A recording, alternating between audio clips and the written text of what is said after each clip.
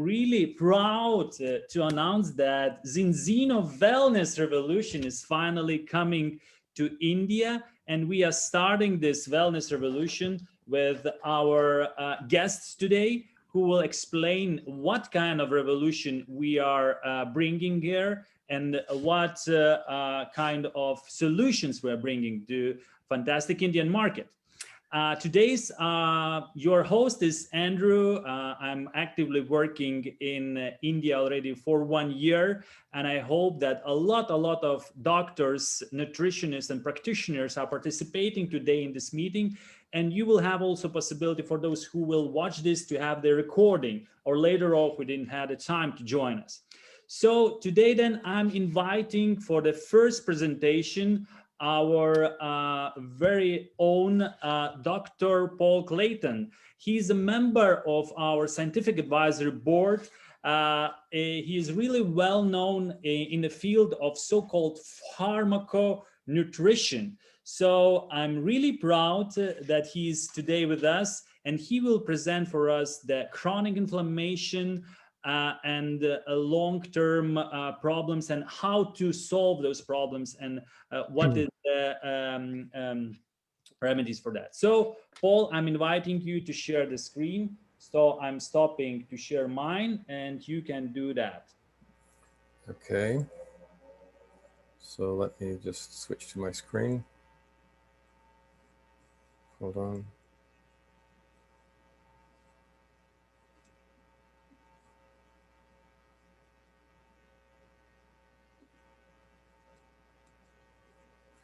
Okay. Well, good evening to everybody in India. I think that everybody knows that chronic inflammation is a problem. It's been identified as a very major cause and driver of what we call the diseases of civilization, largely non-communicable degenerative diseases. So people have heard the phrase, but do they all understand what it is? I think in many cases, we don't know exactly what it is. And if you don't know what it is and you don't know what causes it, we can't do much about it. The science has progressed, and we are now at a point where we have a reasonably good understanding of what causes chronic inflammation and how that leads to disease. And perhaps most importantly, what we have discovered are a series of quite simple dietary strategies that we can use to interfere with this process, to reduce the burden of chronic inflammation, and then hopefully with time, do something to reduce the terrible burden of public health that is affecting not only India, but it has become a problem worldwide. And I would say the problem is indeed so prevalent that broadly, the medical profession in its current orientation has failed. We have all kinds of treatments we can use to treat the symptoms of disease, but even although we can help to some extent those people who come to see us in our surgeries and our offices, in the background, public health is in a terrible place, and it's getting worse. And I'm going to show you some health statistics from a few countries to show you how universal this problem is. These are all government statistics. And I'll start with Australia, because there is an image that Australians are healthy, hearty, outdoors people, but in fact, nothing of the sort is the case. If you look at the government stats, slightly over half, in fact, it's a little bit over 50% of all adult Australians have at least one chronic degenerative disease, and almost a quarter have two or more. This is not a healthy population. If we cross the Atlantic Ocean or the Pacific, depending on which way you travel around the world, and go to Denmark in Europe, 2 in 3 adult Danes have a chronic health condition. And if you look at different age groups, you see that the frequency, the number of conditions that they have, increases as we go up the age range. Now, you think it's normal, this is a pretty average kind of picture, for people to develop more chronic health problems as we get older. That appears to be normal, but I'm going to demonstrate to you that this is in fact an artifact. This is the result of chronic intoxication caused by the way in which we live, and that we do not have to become unhealthier as we age. I'll jump back across the Atlantic to the United States. And the United States, which is where I currently am, think of themselves as being exceptional, as we all know. In fact, from a health perspective, they are not. In fact, they're slightly unhealthier than anybody else. 60% of American adults have one chronic disease, and 40%, almost half of them, have two or more chronic conditions. This is a devastating indictment of the American way of life. It shows how deeply unhealthy it is. And if we look at older adult Americans, more than 50% of them have more than 3 degenerative diseases, which is why the Americans, who collectively constitute about 5 to 6% of the global population, are currently consuming 55% of all the prescribed pharmaceuticals in the world. It is a deeply sick society. Current trends are extremely negative, and one of the reasons for that is the way we live, the way we eat, and these things conspire to make us heavier. This is an OECD analysis of national survey data. You can see that everyone is getting heavier. Americans are in the lead, Mexico close behind, the UK and Canada making up the third and fourth. And as we get heavier, the risk of many different types of pathologies increase. Now, you can quickly scan the list, but I won't go into all of them. I'll simply focus on NIDDM, non-insulin dependent diabetes mellitus, or type 2 diabetes. And you can see that the risk increases as you go from normal weight through the overweight of the different categories of obesity. It doubles, increases 5 times, 8 times, 12 times. And the problem is that once you have been diagnosed as a diabetic, and it depends whose statistics you read, you're going to lose life expectancy. So these problems, all of these problems are spiraling out of control. And as a result, we're seeing a huge increase in people dying young, dying excessively young, dying from preventive illnesses. We're seeing huge increases in the frequency of non-alcohol related fatty liver disease, end-stage renal disease. These are affecting huge numbers of people, and we don't have enough surgeons to carry out all the transplants that are needed. And if we did, I'm not sure we'd be able to source enough organs to transplant into all of these unnecessarily unhealthy people. If we look at another aspect of this metabolic imbalance that categorizes type 2 diabetes, hypertension, now affecting almost 50% of American adults. And if we add in pre-hypertension, which is already a damaging condition, and we know over time tends to move into clinical hypertension, that is at least another 10 to 15%. So we're looking at a situation where almost 2/3 of the American public, at least the adult section of that public, are clearly suffering from a significant metabolic imbalance, which will over time make them ill and which will over time kill them. This is relatively trivial, cataracts and an annoyance, hardly life-threatening, but if you're diabetic, the risk increases. And because there are more diabetics, they're becoming diabetic earlier in life, we're seeing an increased need for cataract surgery. Now, I mentioned the fact that we're seeing diabetes earlier in life. When I went to medical school in 1968, I was taught that diabetes was a disease of old age. No longer the case. We're seeing it occurring in progressively younger cohorts of patients, and it's not unusual now to see type 2 diabetics in their 20s, teens, or even pre-teens. And this is a very common picture. And it's true of almost all of the other chronic degenerative diseases. They're increasing in frequency. At the same time, they're decreasing in latency. We're seeing them emerge in progressively younger groups of patients. This is a population that is being chronically poisoned. But before I ask you to accept that on faith, let me show you a few more symptoms. We know that the diabetic is more at risk of dementia. There is a huge metabolic overlap between type 2 diabetes and Alzheimer's. I don't think it is correct to call Alzheimer's type 3 diabetes. It's clearly more complicated than that. But we've seen this huge increase in dementias since 1950. Per age group, the numbers have increased by 250%. And as with type 2 diabetes, it is emerging in progressively younger groups of subjects. So since 1980, the average age of onset of dementia has fallen by 15 years. Within 40 years, it has fallen by 15 years. It is a huge, dramatic, extremely negative trend.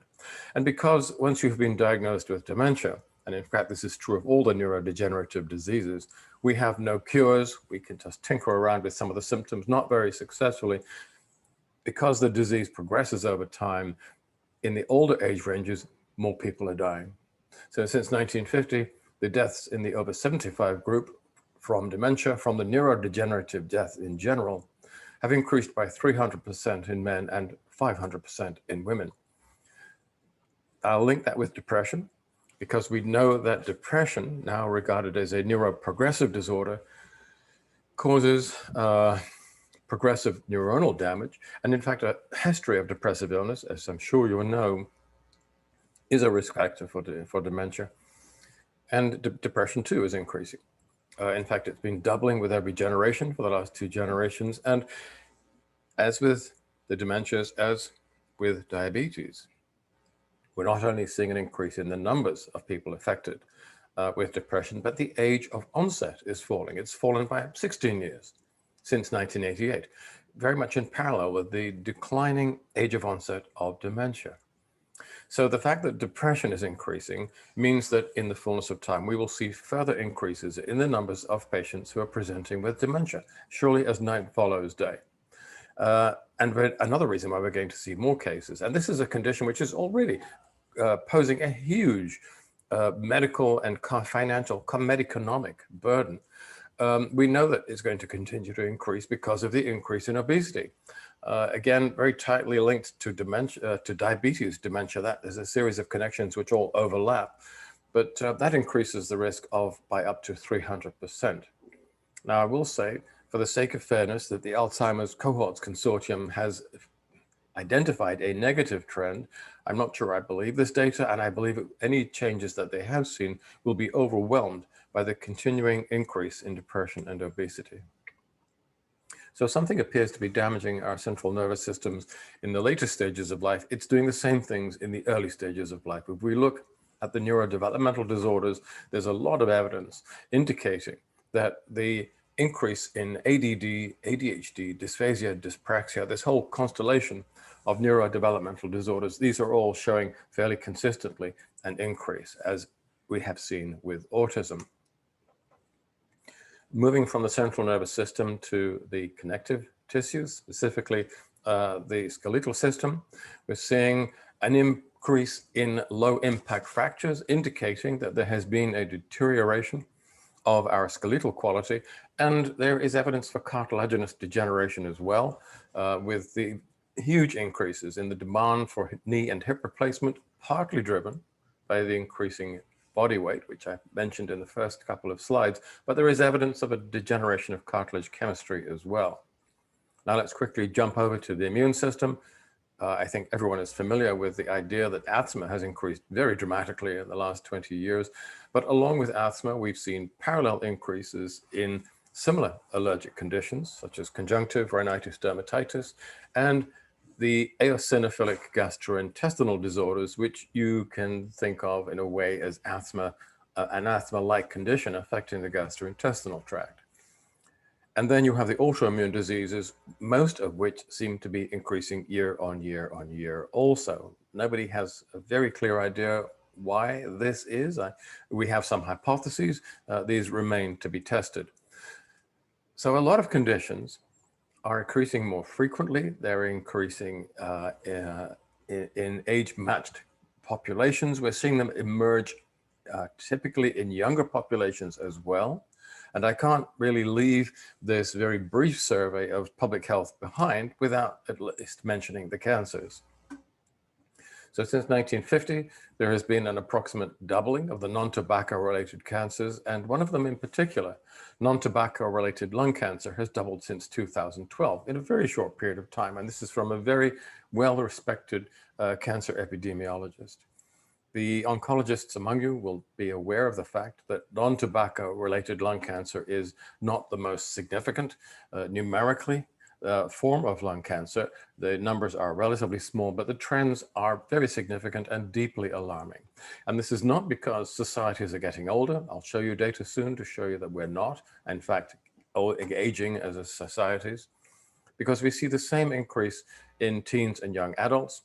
And one of these cancers in particular, bowel cancer in the 22 to 37-year-old group, has increased 4 times since 1974. And this from another very well-respected cancer epidemiologist.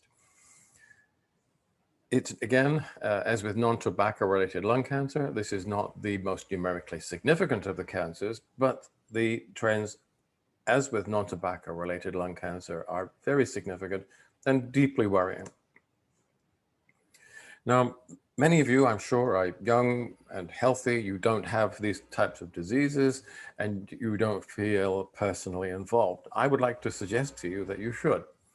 And the reason for that is that all of the diseases that I've described have long latent preclinical periods. They develop for most of their life cycle under the surface. They are preclinical, they are asymptomatic.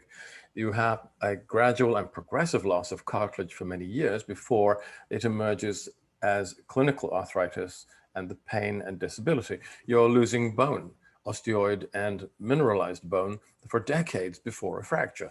Atheroma is building up in the arteries for 40, 50 years before a heart attack, which means that people who are younger and who are not symptomatic should not relax because they probably have one or more of these diseases in preclinical form. And we know this because when we look at healthy young adults, we find that about 1 in 5 have NASH, which is they're moving towards chronic liver disease. About 1 in 4 are moving towards osteoporosis, as you can see. 1 in 5 healthy non-diabetic adults are moving towards coronary artery disease, hypertension, and stroke. And if we were to include diabetics in that cohort, that number jumps from 22% to approximately 63%, I think the last time I looked. About 1 in 5, that's the ARCD phenomenon, about 1 in 5 healthy middle-aged adults are gradually declining and towards dementia. They're starting to become more forgetful, not yet clinically diagnosable as being demented, but they are definitely going in that direction. And perhaps most worryingly of all, almost half of adults between 40 and 49 are moving towards sarcopenia, with all the many complications that that brings in its wake. This is our new normal. This is indicative of a population that is being chronically intoxicated, and I'll return to that, but it's not inevitable. What we see when we look at vestigial groups, these are typically small groups of people in very remote parts of the world who are living something that is more like a hunter-gatherer lifestyle and diet. They do not age in the way that we do. What we see when we find a young vestigial who has been perhaps killed in a hunting accident or some sort of trauma, open them up, they have no evidence of developing coronary artery disease whatsoever, which is quite unlike the position in most of India, in the United States, and in Europe. And as these people get older, there is no age-related rise in blood pressure, no age-related increase in insulin resistance, no age-related increase in BMI. They simply do not age in the way that we do, and they do not develop chronic degenerative diseases in the way that we do. The cause of all this, poor diet, and this is a recurrent analysis that is carried out by the United States Institutes of Health Metrics and Evaluation. They crunch the biggest of big data and they come up with this conclusion, pretty much the same thing every year. It is our terrible diet that is making us sick and killing us prematurely. Not only that, I already showed you some data to show it's damaging our brains, it's making us stupid. Our average IQ is in decline. We have lost almost 15 points since 1950 on average, and our sperm counts are falling. We're being damaged in many, many different ways. And perhaps this may come as a surprise to some of you, our testosterone levels are falling too. I'm referring exclusively to the men in the audience here, of course, as well. And we're familiar with the idea of increases in female infertility related to such issues as polycystic ovary syndrome, which again is tied tightly to increasing weight and metabolic imbalance. But we're seeing also increasing numbers of males presenting with subclinical infertility and frank infertility. And if we continue in this direction, we are going to be moving towards uncontrolled population involution within a generation, which will be a chaotic and very probably violent disaster. Many, many different interlocking problems here. The medical profession in its current modality has been completely unable to do anything about this. I'm not even sure if they recognize this. We have been focusing on treating the symptoms of those people who are already sick and who come to us for help. We need to look at the wider perspective, the wider context, and take into consideration a population, a general public, that is in a terribly unhealthy configuration. What, if anything, can we do about that? Well, firstly, we know where to attack it. We know to deal with this. We have to, because this is what drives chronic inflammation. Very interesting diagram, very simplified. I won't go into all of this because most of this is what is taking place inside your immune cells. In this case, a macrophage, or it could be a mast cell, or a natural killer cell, or a neutrophil. I won't talk about what's going on inside the cell. Perhaps we can do that on another occasion, but I want to talk about the inflammasome. That's that orange bar at the bottom, which is where what happens inside the cell is translated into what that cell then does to the extracellular space around it and the cells that surround it, and how it damages healthy tissue. Now that double parallel line, those two parallel lines running across the top of the slide are, of course, a schematic of your typical cell membrane, which is a phosphatidyl phospholipid bilayer. Into those membranes, we incorporate different types of fatty acids, such as arachidonic acid over on the left, which is an omega-6, and EPA and DHA, which are omega-3 fatty acids. And the ratio with which we incorporate these fatty acids into the cell membrane is determined by the ratio of those fatty acids and their precursors in your diet. Let's say you have been challenged by some sort of inflammatory stimulus, which is what happens to us many times every day. And that could be a pathogen. It could be a degree of physical breakdown or trauma. Once that happens, you need to be able to mount an inflammatory response. An acute inflammatory response is absolutely essential. We need that to live, to survive, to adapt. And we start the inflammatory response with arachidonic acid. At the top of the sequence, you have PLA2, which then acts on the phosphatidyl phospholipids, releases arachidonic acid, and that is broken down into pro-inflammatory eicosanoids and cytokines and drives the inflammatory reaction. And then hopefully you're able to overcome the pathogen, you're able to clear the damaged tissue, and now you have to stop the inflammatory sequence. And we do that with EPA and DHA, the omega-3s.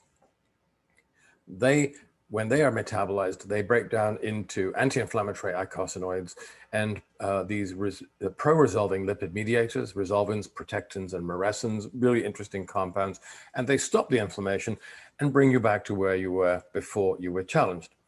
So you need both. If you want to remain in good health, you have to be able to mount the inflammation sequence in response to a challenge, and you have to be able to stop it once the challenge has been removed.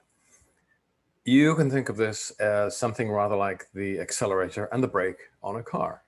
And if you're driving around in Mumbai or New Delhi, which I have done, you will know, of course, that you need the accelerator and the brake. You need to be able to use them both proportionately, depending on what challenges other road users are throwing at you.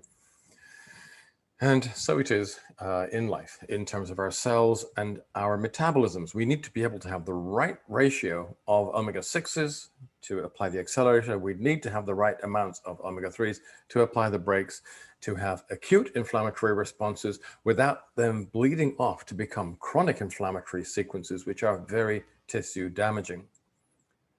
Now, this is another way of looking at it, an even simpler way. We can think of the inflammasome. That's what comes from the last slide but one. And I want to show you where the omega-6s and the omega-3s come in. You can think of the inflammasome as a sequence with two chambers. And in the upper chamber, or first, the proximal chamber, it is absolutely to do with your 6:3 ratio in your cell membranes, which reflects the 6:3 ratio in your diet. If you're hit by an inflammatory challenge, then the 6s and the 3s, they start to break down. You have enough of the 6s, not too many of the 3s, got to get it in the right ratio. And these immune cells are constantly shedding exosomes. You have little bits of local changes, edema, the accumulation of other immune cells and things like that. But these immune cells are shedding little particles called exosomes. We used to call them cell dust until we knew what they were. They're being released outside the cell, and they break down and they release cathepsins, proteases, matrix metalloproteases.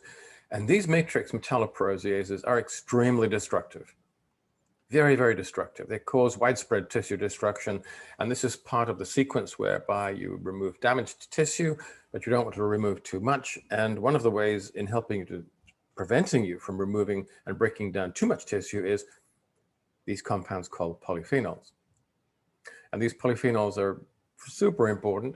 The Indian diet contains quite significant amounts of them, and they have the ability not only to block the enzymes, the matrix metalloproteases, very directly. It's a simple enzymatic inactivation, but they also downregulate the genes which express for matrix metalloproteases. So they have a very important anti-inflammatory role to play. And if you're eating the right diet, which is a good 6-to-3 ratio, not too much 6, but enough 3, and plenty of polyphenols, you will have excellent health because you'll be able to meet challenges, but you will not degenerate into chronic inflammatory stress and disease.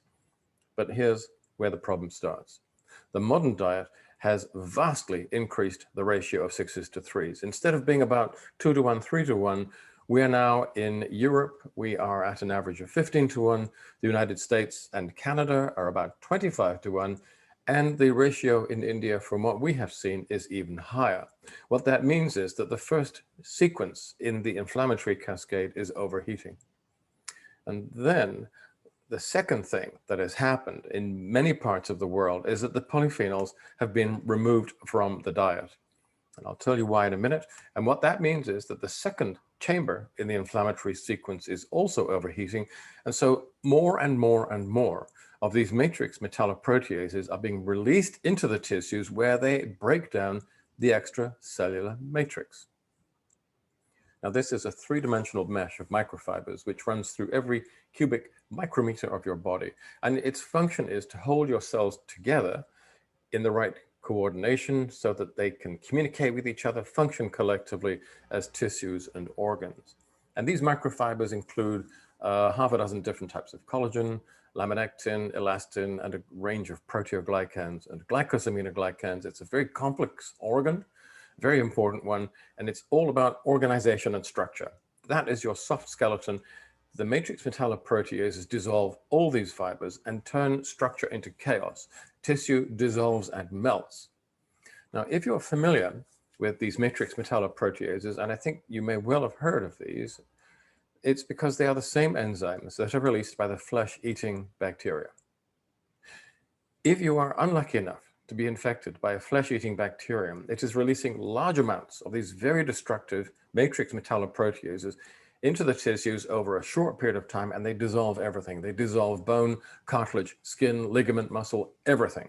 And it is those same enzymes that are being released in much smaller amounts over much longer periods of time that are the hallmark of chronic inflammation. And that is why chronic inflammation leads to the slow, progressive destruction of healthy tissue that we call chronic degenerative disease, whether it's in your joints, your bones, your arteries, or your brain. Now, our ratios of 6-to-3 have been in steady decline since 1900 because of changes in the food processing, and our intake of polyphenols in most of the world has declined by almost 90% because of changes in our appetites, food intakes, and in plant genetics. And here are the people who are basically killing us. These are the people who are poisoning us and killing us before our time. A very small number of multinational food companies who collectively control a very large percentage of the global food space. Now, none of these foods are dangerous. If you go home after you've listened to this webinar and you eat a bowl of cereal or eat a bar of chocolate, that's not going to do anything. You'll wake up tomorrow and you'll be fine. But if you eat too many of these foods for too long a period of time, they most certainly will make you sick, and they will kill you because they cause chronic inflammation and type B malnutrition. I'll talk about that in a bit. Here's why they cause chronic inflammation. They have a very high 6-to-3 ratio. In fact, the omega-3s that we need to prevent excessive inflammation have almost disappeared. They have removed the polyphenols. Why? Well, if you were to eat, let's say, an apple, typically you would eat the whole apple, including the skin. Some of you may eat the core as well. Now, where would you find the polyphenols in an apple? They're in the skin and the core. They're there to protect the fruit of the apple and the seeds. When one of these companies buys an apple, they take off the peel, remove the core, and use the apple pulp, which is mostly fiber, water, a little bit of sugar, but the polyphenols have gone. That's just one example. They take away prebiotic fibers and 1,3,1,6 beta glucans as well, all for different reasons. And that means that there is chronic inflammation in the intestines and that the immune system can't work properly. So the four most important anti-inflammatory nutrients in our diets have really been significantly reduced. They've been taken away. So what do these food companies give us in return? They give us advanced glycation products, advanced lipoxidation products, and lipopolysaccharide. The first two because they use food production methods which use extremely high temperatures, much higher than we would use in our kitchens. And LPS, that's a rather complex issue which I can discuss in the question and answers if you want to once this presentation is over.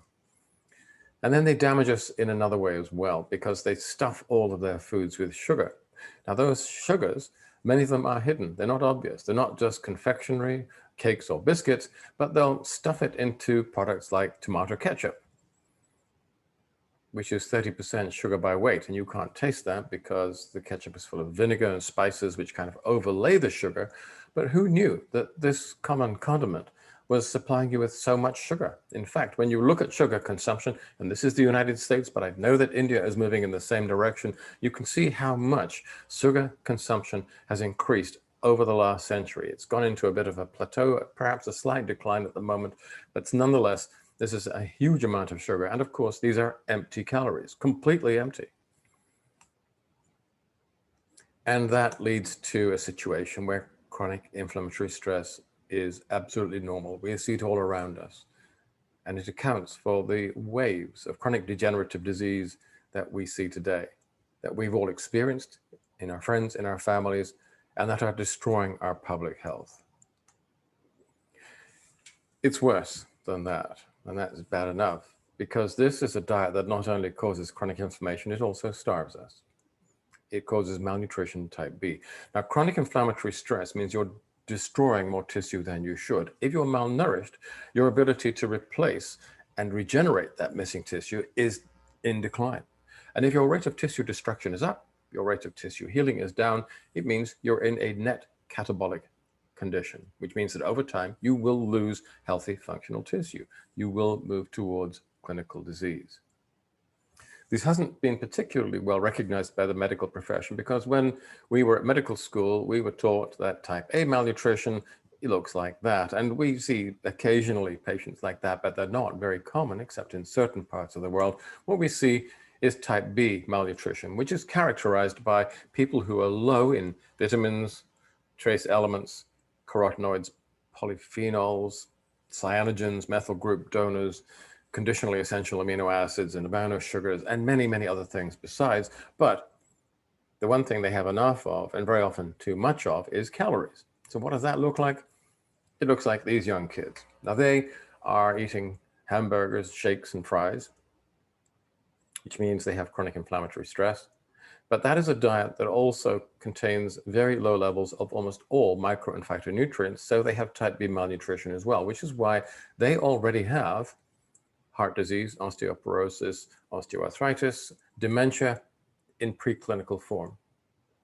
They're not yet showing these symptoms, but they already have these diseases in their body at an early preclinical stage. They're eating all these ultra-processed foods. Now, what is ultra-processed? The most widespread definition is the NOVA scheme, and that simply says if it's processed, you can probably look at it and see what's in it. If it's ultra-processed, it'll have 6 or more ingredients, and by looking at it, you can't tell what the starting materials were.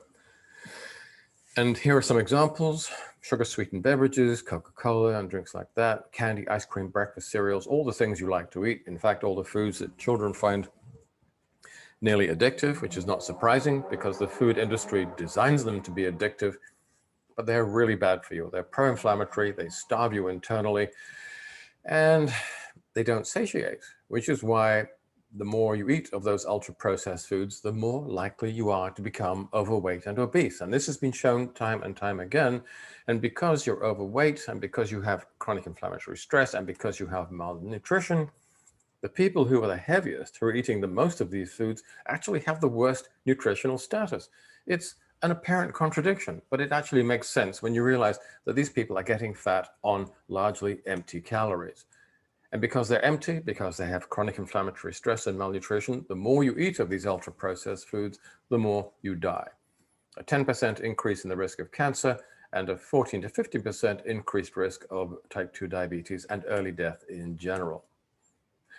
It also drives immunological aging, increased inflammation, and an increased risk of sepsis. Now, let me just make it clear that this last study is a preclinical study. It was done with rats, because guess what? Rats love these foods in the same way that we do. They really are designed to be addictive. Rats will eat as much of them as they can get, and when they do, their health and life expectancy drops. Increased inflammation, advanced immunological aging, increased risk of sepsis, just as we do. We are progressively becoming unhealthier for exactly these reasons. And this is a fascinating paper that I would recommend all of you to read. And it has created a situation where life expectancy is now falling. For the last 4 years in the United States, and it's not just deaths of despair. If you look at the data, it's death rates from all major causes, including sepsis, as with the lab rats, diabetic complications, the increase in diabetes, neurodegenerative, which is what we talked about at the very beginning. In the United Kingdom, death rates have been increasing since 2017, life expectancy falling there, and it's going to start falling in all of these other countries very soon. I think it may already be starting to fall in vulnerable groups in India, because that reflects the extent to which we eat these ultra-processed foods, these pro-inflammatory, depleted foods. North America is consuming almost 60% of their calories in the form of these disastrously toxic foods. Britain comes next, 50.7% over a year ago. It's now about 51.5 from the latest data that I've seen. And then you can see Ireland, Germany, Poland, and Finland. They're coming up next. And I believe that we're seeing huge increases in the consumption of ultra-processed foods in select consumer groups in India as well. So what should you do? I think that first of all, you should change your diet. Now, one example of a healthier diet is the so-called Mediterranean diet, which itself is dying off, because we know that that reduces the risk of many, many degenerative disease. It says here, halves the risk. It's up to half. In some cases, it's more like a third. But this is clearly very protective.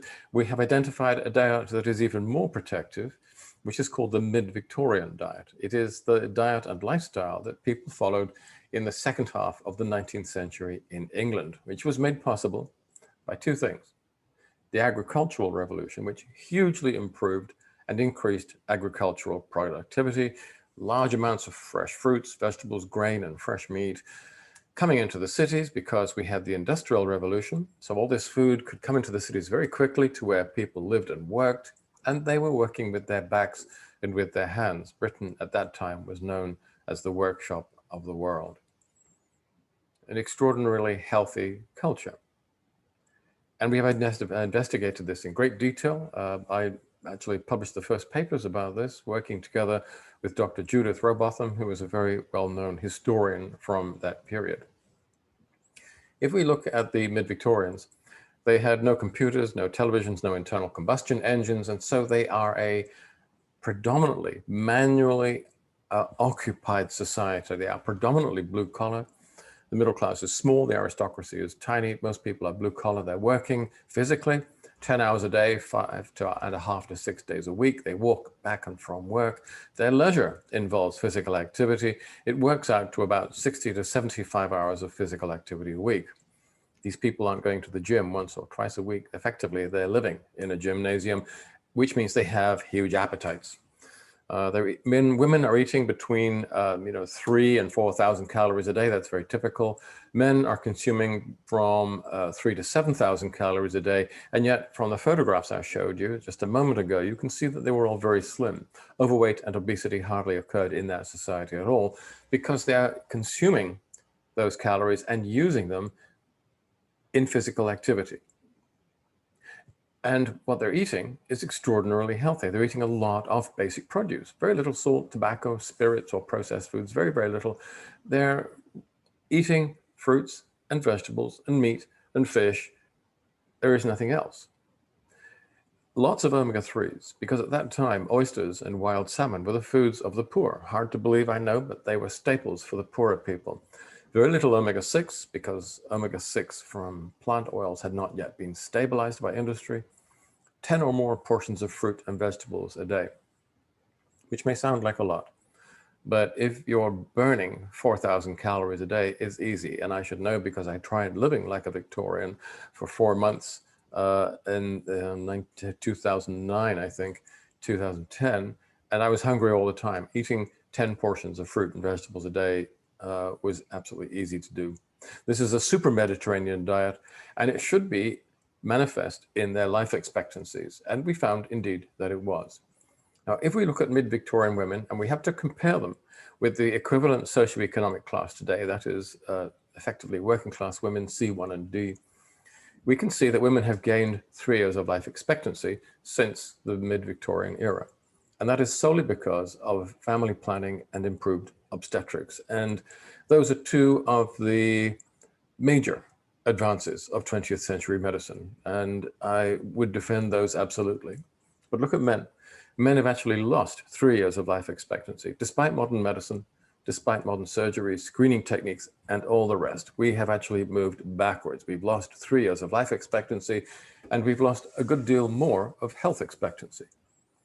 Now, we can expect to spend today about 10% of our lives in progressive medical decline, in progressive pharmaceutical dependency. We die very slowly and very expensively. That was not true in the 19th century. We know that once the Victorians were too old to work in the fields or in the factories, they were sent to something called a workhouse, which meant exactly what the name implies. They had to work to cover their expenses, and we know that they did until the last days or indeed hours before they died, and they would typically die not of chronic degenerative disease, but of overwhelming infection. Yes, they had cancer, heart disease, and diabetes, but at a very low rate.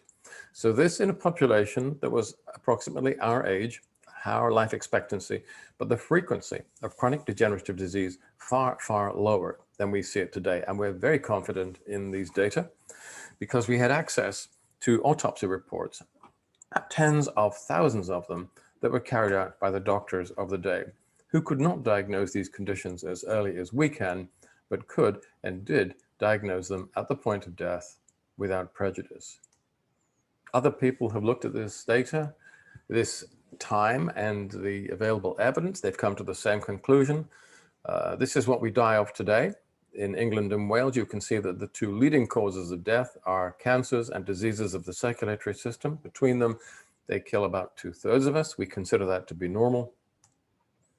In the mid-Victorian era, those two diseases together account for only 6%. In other words, a tenth of the rates that we see them today, which tells you two things. Firstly, 90% of the burden of chronic degenerative disease that we see today is unnecessary and avoidable. And secondly, that 10% figure should be ringing bells with many of you. Ask an oncologist, a neurogeriatrician, a cardiologist, how many of your patients have strong genetic risk factors? And they'll typically say about 10%. In the Victorian era, it is only that 10% who have these strong genetic risk factors who are developing these diseases. Everybody else is protected. For the oncologists, this is, I'll just skim this. We've been through a list of factors that we know are protective or increase the risk of cancer, and we can list them very quickly: obesity, adipokines, hypoglycemia, hyperinsulinemia, insulin growth factors, inflammatory compounds, cooked meat carcinogens, the ability to excrete them, AMP-mTOR axis, which is related to physical activity. They are all protective in the Victorian. They are all destructive in today's Indian or European or American. Now, cancer cells are probably forming in your body constantly, many per day, but our defenses cope with them. But if you look at the Victorian, you can see that these cancer cells have nowhere to go. We have many defenses against cancer. We have evolved multiple defenses against them, obviously for evolutionary reasons. And in the Victorian, every one of those lines of defense is reinforced and well maintained. A cancer cell emerging in the body of a Victorian has nowhere to go. It cannot survive, it cannot prosper, and it dies. Over on the right of the slide, you see the very different configuration of a 21st century person. All of our defenses are down, which means that as those cancer cells continue to form, it is overwhelmingly likely that one or more of them will have an opportunity to grow, to progress, to develop, and to become clinically significant. And that is enough in itself to explain the enormous increase in the incidence of cancer and, by implication, all of the other chronic degenerative diseases that are now overwhelming our healthcare systems. So where do we start? How can we do something about this? How can we reduce the burden of chronic ill health? Well, the first thing to note is that in a citizen today who is eating too many of these ultra-processed foods, first of all, they have a very high omega-6 to 3 ratio in their diet and therefore in their cell membranes, and they don't have very many polyphenols, which means they are suffering from chronic inflammatory stress, which may show up as arthritis, as coronary artery disease, as a progressive liver disease. It may be asthma or a chronic obstructive lung disease. It could be migraine, epilepsy, or a neurodegenerative condition. All of these illnesses are driven by chronic inflammatory stress. We think of them as very different diseases, but actually they have a great deal in common, and they can all be regarded as different manifestations of a common underlying problem. There is a solution. I've posed it as a question here. Is there a solution? But there most definitely is. What we do is we put out the flames, and we do so using a rather special combination of omega-3s, EPA, DHA, and some very, very unique lipophile polyphenols, which have the ability, unlike most polyphenols, to dissolve into the oil phase, into the lipids, to attach to them. In fact, these are what nature created as chaperones for these types of unstable lipid molecules, and travel with them into the body, allow them to be deposited in the peripheral tissues, and then the polyphenols and the omega-3s together act to damp down the inflammatory cascade. And that is enough in many cases to tell the disease to go into remission or to disappear. And we've seen this in tens of thousands of cases. I don't think we want to medicalize everyone. Not everybody needs to take supplements, but we should at least find out who needs them. And one way of doing that is to use the Zinzino balance test, which is a very easy to use self-help test that you can do at home. You send that off to the into the post. It'll go to an independent third-party laboratory, and then Essent oil will give you the omega-3s and the polyphenols together in one very easy to take complex, which will damp those inflammatory flames. And as you take the Essent oil, it will reduce the 6:3 ratio in your membranes, and you can monitor that by taking a retest at 120 days. And we know from an enormous database that if you use Essent oil to manipulate and to modify your cell membranes and bring them back into a state of balance, then in the vast majority of cases, within 120 days, you will have brought your 6:3 ratio back to below 5. And at that point, inflammatory stress will fade and in many cases disappear. I'm not saying that Essent oil is a panacea. It's not.